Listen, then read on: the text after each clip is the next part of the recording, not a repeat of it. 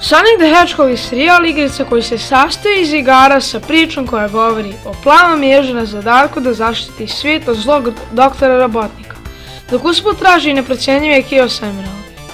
Ovaj serijal igara je nastao 1991. godine u 16-bit eri i od tada ga mnogi igrači pamte. U današnjem videu govorimo o igrici Sonic 2, jednoj od najzanimljivijih igara iz 90-ih.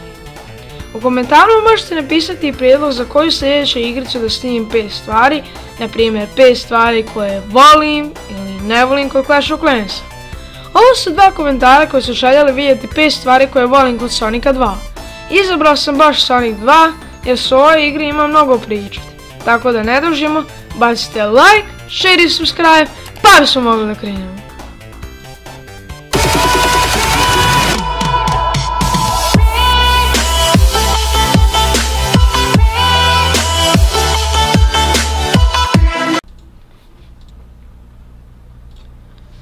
Velika raznolikost i šarenost igre. Obično ne volim igre sa velikim izborima boja, kao što je slučaj sa grafikom u Fortniteu. Međutim, u Sonicu 2 je drugačija stvar, jer su boje u ovoj igri sasvim dovoljno balansovane. Nisu prešarene kao u igrici Sonic CD, niti su potpuno mračne kao u horror igrama. Znam da mnogi će možda ovakvu grafiku smatrati smiješnom za današnje standarde, ali igra ovakvog tipa prije samo 30 godina bila nezamisliva. Ipak, ja mnogo volim grafiku ove igre jer sam inače fan 2D platformera kao što su Super Mario, Sonic i mnoge igre na Steamu napravljene od strane indie developera. Modeli Sonica i Tailsa, likova sa kojima igrate, se savršeno slažu s atmosferom igrice. To nije jedini razlog zašto je ova igrica sjajna, te bismo trebali preći na sljedeću stvar.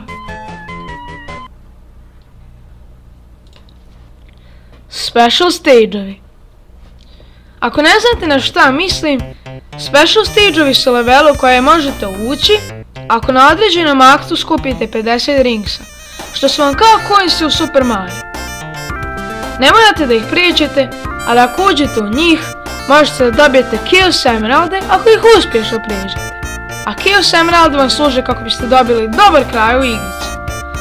U Sonicu 1, da biste ušli u special stage, morali ste prijeći čitav level sa 50 ringsa, što je bilo pomalo glupo, jer ko će prijeći čitav level sa čak 50 ringsa? Međutim, u Sonicu 2 je to mnogo bolje napravljeno, te u ovom nastavku trebate skočiti u checkpoint sa 50 ringsa. Special stage-ovi u Sonicu 2 su mnogo bolji od onih iz prvog dijela, jer su mnogo zanimljiviji i teži. Također, kupljenjem Chaos Emeralda dobijate Super Sonica i postajete neuništivi. Jednostavno, to je mali dio u igrici koji se posebno ističe jer su ovi stage-ovi jedno od najboljih u čitavom Sonic serijalu. No, idemo na sljedeću stvar. Treća stvar su leveli. Ako govorimo o levelima u ovoj igri, tek onda imamo puno toga da pričamo. Svaki level je zabavan i dobro odrađen na svoj način. Ako niste znali, u Sonicu 2 svi leveli se nazivaju zonama, a svaka zona je podijeljena na 2 akta, odnosno levela, osim Metropolis zone koja je podijeljena na 3 akta. Svaka zona u igri je drugačija i urađena do najmanjih detalja. Vrlo je zanimljivo prelaziti ih, a naravno uvijek možete i malo duže vremena provesti u jednoj od njih, prelazeći special stage-ove. Najveća promjena od prvog dijela Sonic the Hedgehog igara jeste posljednji boss level. Dosta je teži nego u prvoj igrici i nemate ni malo ringsa za borbu, a ringsi vam predstavljaju healthe. Moje omiljene zone u ovoj igrici su Emerald Hill Zone, Casino Night Zone i Metropolis Zone. U komentarima možete napisati koje su vaše omiljene zone u igrici, a prva osoba koja napiše taj komentar dobija pozdrav u sljedećem videu. Ukratko sam vam objasnio ovu stvar, te možemo prijeći na predzadnju stvar. Brz gameplay. Prva stvar koja vam padne na pamet kada razmišljate o Sonicu jeste njegova ogromna brzina. To nam omogućava da prozumimo kroz sve zone u igrici, ali je Sonic i dalje dovoljno spor da se dobro nagledate svakog akta. Tako je dobro kada jednostavno prozujite kroz pola levela, onda naiđete na trambolinu, odnosno spin, i poletite jako visoko u vazduh. Također, ako uradite spin dash kako bi se Sonic slučao u loptu i jako brzo se otkrteljao kroz skoro čitav level, ne morate da se bojite da će vas neprijatelj ubiti, jer ste bukvalno neprobojni. Ipak je Sonic jež, pa to ima logike. U početku to zvuči kao mana ove igrice i kao da nemate dovoljno vremena da uživate igrajući na svakom stage-u. Ali je to jako dobra stvar, jer se Sonic kao serijal igara izdvaja na taj način. Ima jedna stvar koja je bolja od brzog gameplaya, pa hajde da priđemo na zadnju stvar.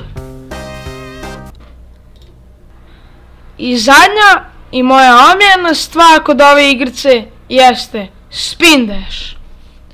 Pored toga što je brzina prva asocijacija na Sonika, svi znamo da je njegov glavni pokret spin dash, a ujedno i najbrži. Ali sada vas vjerovatno interesuje, zašto je to moja omiljena stvar u Sonicu 2? Razlog tome je što je ta igrica stvarila tu mehaniku i ona se i dalje koristila u svim Sonic igrama i još postoji. Također, fizika spin dasha je vrlo dobra, a ne kao u Sonic CD-u, gdje se čini presporom. U Sonic CD-u čak i nema potrebe da postoji, jer je u toj igrici uvedena i druga vrsta spin dasha koja je brza, ali ne može da daje damage. Ovdje je zato mnogo koristan i to će biti moja omiljena stvar u Sonicu 2 zauvijek. Nadam se da ste uživali u ovome videu. Ako jeste, obavezno ostavite like, share i subscribe. U komentarima naravno napišite prijedlog za koju sljedeću igricu da snimim 5 stvari, a do sljedećeg videa, pozdrav!